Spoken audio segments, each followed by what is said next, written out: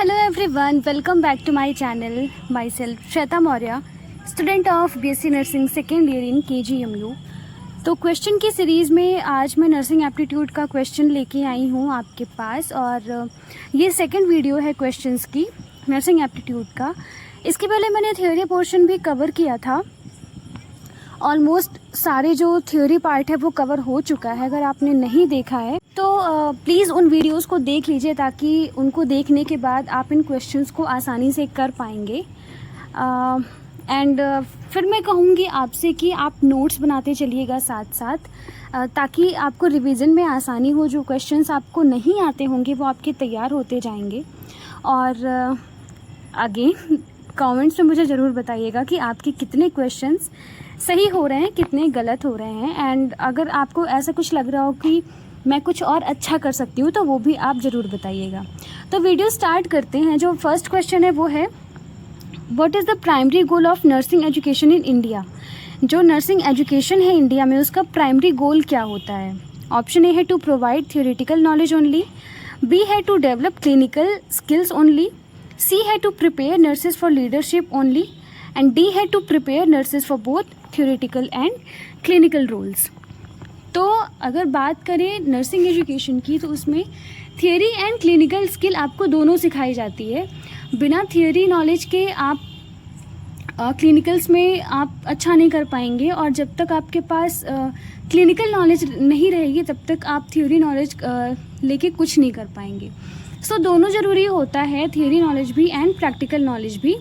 तो उसके हिसाब से इसमें जो ऑप्शन डी है वो करेक्ट है, to prepare nurses for both theoretical and clinical roles.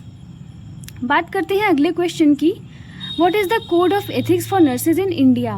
India में कोड ऑफ एथिक्स क्या है नर्सेज के लिए। ऑप्शन ए है नाइटिंगेल प्लेज, बी है हिप्पोक्रेटिक ओथ, सी है Florence Nightingale oath, and D है International Council of Nurses code of ethics.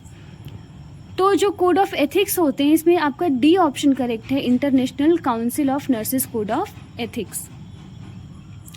Next question की बात करते हैं, फाउंडर ऑफ मॉडर्न नर्सिंग, यानी कि जो मॉडर्न नर्सिंग है उसकी फाउंडर कौन है।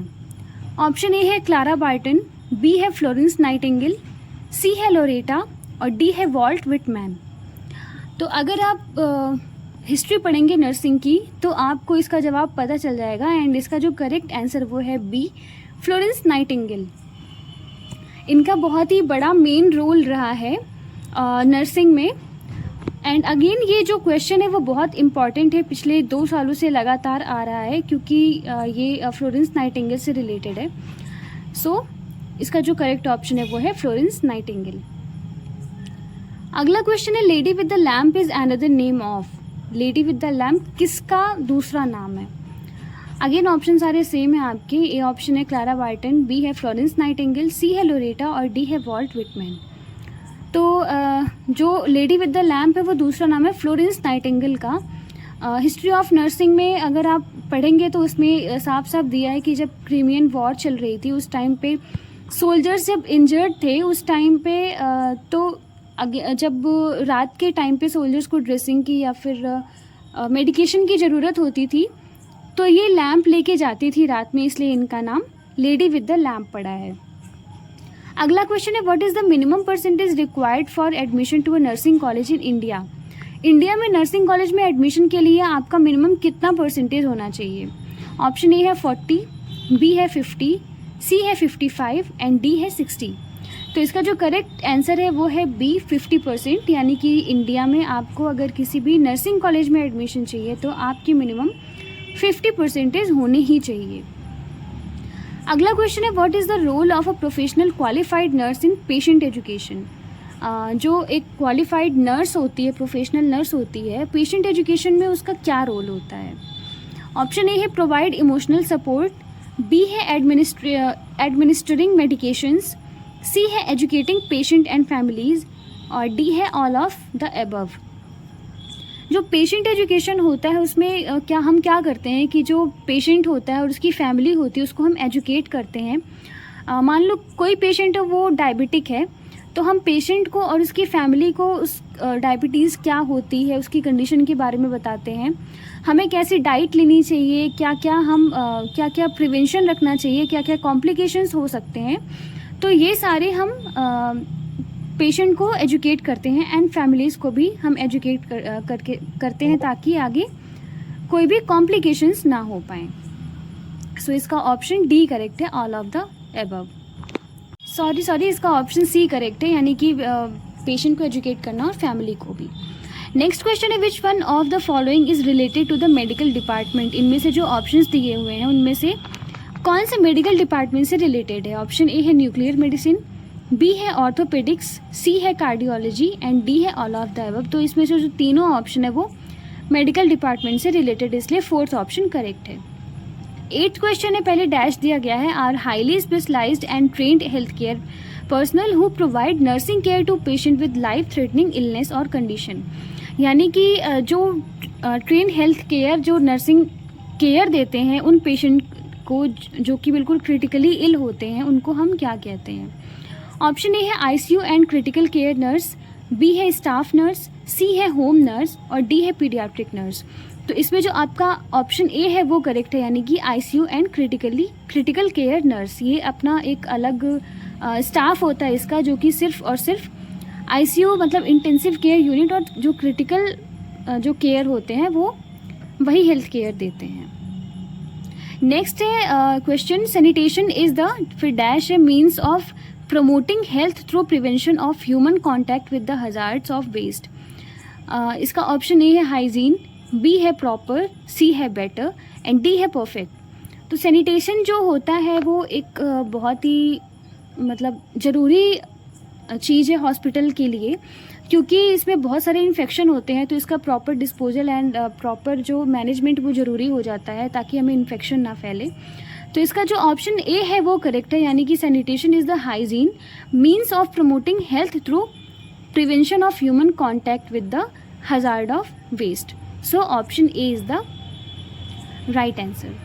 अगला क्वेश्चन है 9th, nurses use nursing process as a method of. Option A है communicating with patient and families, B है meeting public expectations of nurses, C है planning organisation and delivering patient care और जो option D है आपका वो है meeting the legal requirement and standards in nursing. तो इसमें जो ऑप्शन आपका सी है वो करेक्ट है, यानी कि वो चीज़ों को वो ऑर्गेनाइज करती है और पेशेंट को केयर डिलीवर करती है। So option C is the right answer. 10th question है, अभियान Indradhanush is associated with which of the following.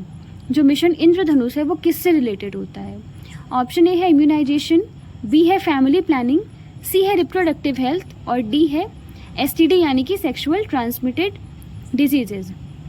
तो मिशन जो इंद्रधनुष होता है वो रिलेटेड होता है इम्यूनाइजेशन से। जितने भी आपके ये बच्चों के या फिर हमारे भी जो जितने भी वैक्सीनेशन होते हैं, इम्यूनाइजेशन प्रोग्राम होते हैं, वो रिलेटेड होते हैं मिशन इंद्रधनुष से।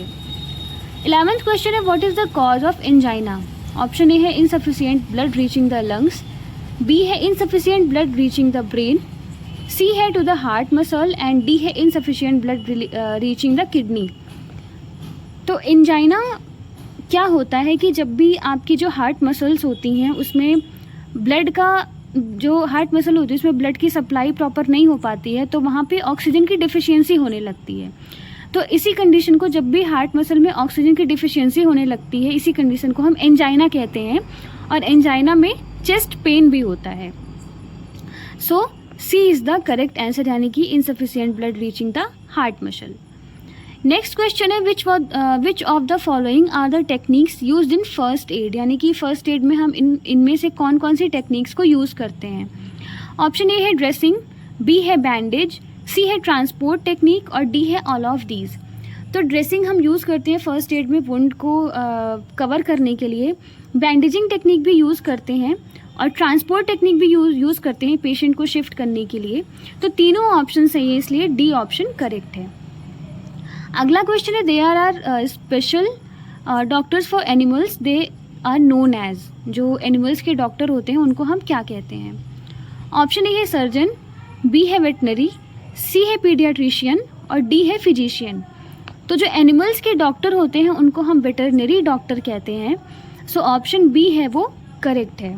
जो सर्जन होते हैं वो सर्जरी करते हैं, पीडियाट्रिशियन जो होते हैं वो बच्चों के डॉक्टर होते हैं, और जो फिजिशियन होते हैं वो मेडिसिन प्रिस्क्राइब करते हैं, वो हमारी डायग्नोसिस बनाते हैं। तो ऑप्शन बी करेक्ट है, यानी कि वेटरनरी। नेक्स्ट क्वेश्चन है, what is the full form of GNM? GNM का फुल फॉर्म क्या होता है? ऑप्शन ए है general nursing and midwifery, B है genuine nursing and midwifery, C है जनरल नर्स एंड मिडवाइफरी, और डी है नन। तो जीएनएम का जो फुल फॉर्म होता है वो होता है जनरल नर्सिंग एंड मिडवाइफरी। तो इसमें से आपका ऑप्शन ए करेक्ट है। 15th क्वेश्चन है, what information do the coded wrist band hold about the patient? यानी कि जो पेशेंट के रिस्ट में बैंड होता है उसमें क्या क्या इन्फॉर्मेशन होती है? ऑप्शन ए है ब्लड टाइप, बी है date of birth of patient, C है patient's name and other details about health, और डी है नन। तो जो रिस्ट बैंड होता है उसमें पेशेंट के नाम के साथ उनको जो उनकी हेल्थ कंडीशन होती है, यानी कि अगर मान लो उनको कोई एलर्जी है और भी जो डिटेल्स होती हैं वो इंडिकेट होती हैं। तो option C is the right answer, यानी कि patient's name and other details about health. Next question है, vertigo is due to problems in, यानी कि वर्टिगो एक मेडिकल कंडीशन होती है, वो किसकी वजह से होती है? ऑप्शन ए है मिडिल ईयर, बी है एक्सटर्नल ईयर, सी है इनर ईयर, और डी है टिम्पैनिक मेम्ब्रेन। तो वर्टिगो क्या होता है कि जैसे जब भी आपको चक्कर आ रहा होता है उस कंडीशन को हम वर्टिगो कहते हैं, जिसमें आप अपनी बॉडी का बैलेंस खो देते हैं, तो इस कंडीशन को हम वर्टिगो कहते हैं। और जो वर्टिगो कंडीशन होती है वो प्रॉब्लम कहाँ पे होती है, यानी कि इनर ईयर जो होता है वहाँ पे प्रॉब्लम आती है, तब आपको वर्टिगो कंडीशन होती है। सो सी ऑप्शन करेक्ट है। नेक्स्ट क्वेश्चन है, atherosclerosis is related with? Option A है किडनी, बी है ब्रेन, सी है हार्ट, और डी है लिवर। तो एथेरोस्क्लेरोसिस क्या होता है कि जब भी जो आपकी आर्टरीज होती हैं, मेनली जो हार्ट की आर्टरीज हैं, यानी कि जैसे कोरोनरी आर्टरी हो गई, उसमें प्लेग का फॉर्मेशन हो जाता है। प्लेग क्या होता है कि जब भी फैट या फिर जो कोलेस्ट्रॉल होता है जब बॉडी में ज़्यादा हो जाता है तो वो डिपॉजिट होने लगता है आर्टरीज़ में, और वो डिपॉजिट होते होते क्या करता है कि जो आर्टरीज़ होती हैं उनके ल्यूमन को वो पतला कर देता है। उससे क्या होता है कि जो ब्लड की सप्लाई है वो प्रॉपर बॉडी में नहीं हो पाती है, जिससे कि जो ब्लड प्रेशर है वो बढ़ता है, एंड इससे हार्ट अटैक के चांसेस बहुत ज़्यादा बढ़ जाते हैं। और जब आर्टरीज आपके ब्लॉकेज हो जाती हैं, वो डिपेंड करता है कि कितना ब्लॉकेज है, उससे हार्ट अटैक की प्रॉब्लम होती है। अगला क्वेश्चन है, the doctor who diagnose medical condition is known as, यानी कि जो डॉक्टर होते हैं जो कि आपको क्या बीमारी है उसको डायग्नोस करते हैं, उनको हम क्या कहते हैं? ऑप्शन ए है ऑन्कोलॉजिस्ट, बी है कार्डियोलॉजिस्ट, सी है पैथोलॉजिस्ट, और डी है ऑर्थोडोंटिस्ट। तो जो आपकी मेडिकल जो डायग्नोसिस बनाते हैं उनको हम पैथोलॉजिस्ट कहते हैं। तो ऑप्शन सी इसमें करेक्ट है आपका। ऑन्कोलॉजिस्ट वो होते हैं जो कैंसर से रिलेटेड डिजीज़ को सॉल्व करते हैं। कार्डियोलॉजिस्ट आपका हार्ट से रिलेटेड होते हैं। ऑर्थोडोंटिस्ट होते हैं वो आपके टीथ एंड जो जॉ होते हैं उससे रिलेटेड होते हैं। तो इसमें से आपका जो सी ऑप्शन वो है सही, यानी कि पैथोलॉजिस्ट।